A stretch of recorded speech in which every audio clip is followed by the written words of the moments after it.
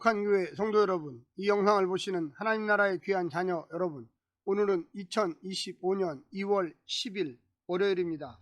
오늘 매일 성경 본문에서는 엘리사벳의 아이를 낳을 때 이웃과 친족들 모두가 노부부에게 긍휼을 베푸신 하나님을 찬양하고 기뻐합니다. 친족들이 아이의 이름을 아버지 이름을 따라 사가랴로 지으려 하자 엘리사벳이 요한으로 해야 한다고 강하게 주장합니다.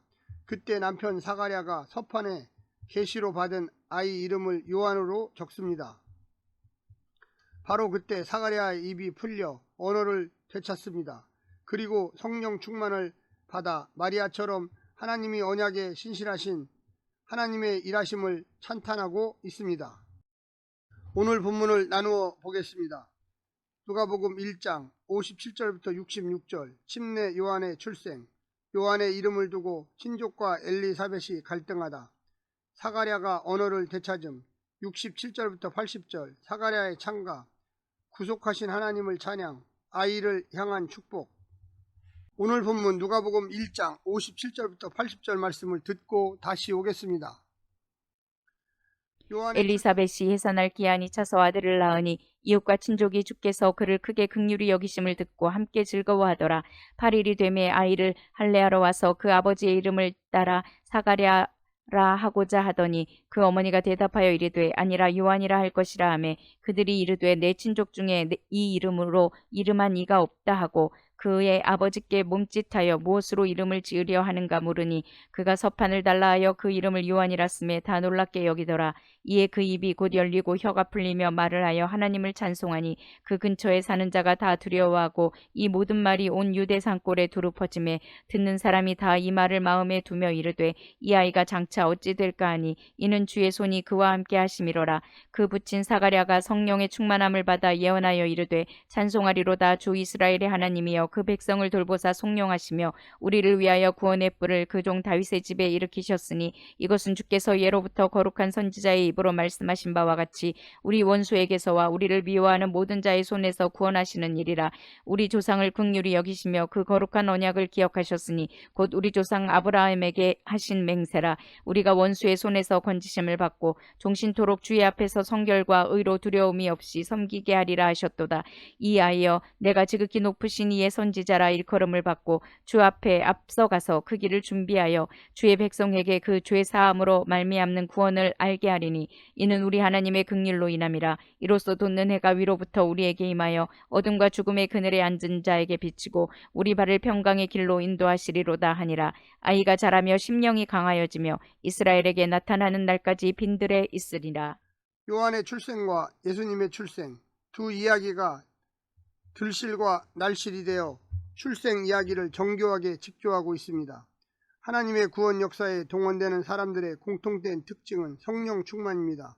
놀랍고 신비로운 하나님의 일하심은 하나님의 영으로만 이해할 수 있습니다.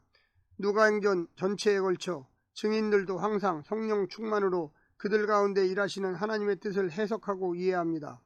누가행전에서 첫 번째로 등장하는 인물 사가랴와 엘리사벳은 누가행전 전체에서 성령 충만한 신실한 증인들의 전형으로 등장하고 있습니다. 구조적으로 사가랴가 찬가, 신적 행동과 아이 출생, 마리아 찬가, 아이 잉태와 신적 행동의 역순으로 나타나고 있습니다. 오늘 본문을 세 부분으로 나누어 자세히 설명드리겠습니다. 첫 번째, 긍휼로 얻은 기쁨, 믿음으로 지은 이름. 다 죽은 듯 여겼던 엘리사벳의 태에 생명을 주신 하나님께서 노사님에도 안전하게 아이를 낳게 하셨습니다. 친족들도 하나님의 긍휼이 아니면 일어날 수 없는 사건으로 알고 즐거워했습니다. 친족들의 기쁨은 이 아이가 전하는 예수님을 통해 더 많은 사람들이 누릴 새 시대의 기쁨과 즐거움의 약속의 시작일 뿐입니다. 엘리사벳과 사가랴는 천사가 이른 대로 요한으로 짓습니다. 좀 더 낯익고 통상적인 방식을 놔두고 낯선 하나님의 방식에 순종합니다. 이것은 단순히 좋은 이름 짓기 이야기가 아니라 이 아이를 통해 이루실 하나님 나라 경륜에 순종하는 이야기입니다. 이 아이의 운명은 사람들이 아닌 하나님이 결정하시리라는 믿음에서 내린 결정입니다. 두 번째는 은혜로 열린 소통, 새 시대의 도래 선포. 긴 침묵 끝에 사가랴의 첫 마디는 찬양이었습니다. 그간 하나님의 기적을 보면서 침묵의 찬양으로 하나님과 소통하고 있었음을 보여줍니다. 아이의 탄생과 기이한 이름 짓기, 그리고 사가랴의 치유를 지켜본 사람들은 두려움에 사로잡혀 온 유대산 중에 이 소식을 알렸으며 주의 손이 함께하는 이 아이의 장래를 기대에 찬 시선으로 바라보고 있습니다. 사가랴의 입에서 이스라엘을 향한 하나님의 예언이 흘러나옵니다. 그에게 요한의 출생은 이스라엘의 오랜 갈망과 하나님의 약속이 성취되기 시작한 사건이었습니다. 하나님은 지금도 당신의 말씀과 우리의 찬양과 순종을 통해 자신의 침묵을 끝내시고 절망과 죽음의 역사를 생명과 희망의 역사로 바꿔가실 것입니다. 마지막 세 번째는 약속 성취의 소식, 생명과 샬롬의 소식. 신실하신 하나님께서 아들을 다윗의 혈통으로 자기 백성에게 보내셨습니다. 자기 백성을 속량하시고 건져 주러 오신 것입니다. 언약을 기억하시고 이행하시는 하나님의 자비와 능력이 원수의 손에서 우리를 살렸습니다. 그가 가져온 나라는 눈에 보이는 정치적인 나라가 아닙니다. 하나님의 국률로 죄를 용서받고 어둠과 죽음의 그늘에 앉은 이들을 빛과 생명으로 옮겨서 샬롬의 길을 걷게 하시는 더 완전한 구원이십니다.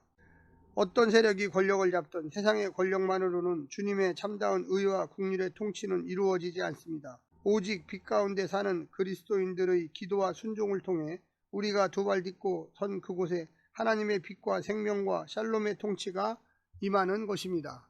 사랑하는 성도 여러분, 오늘 하루도 승리하시고요. 하나님의 놀라운 축복과 은혜가 늘 함께하기를 간절히 바랍니다. 샬롬.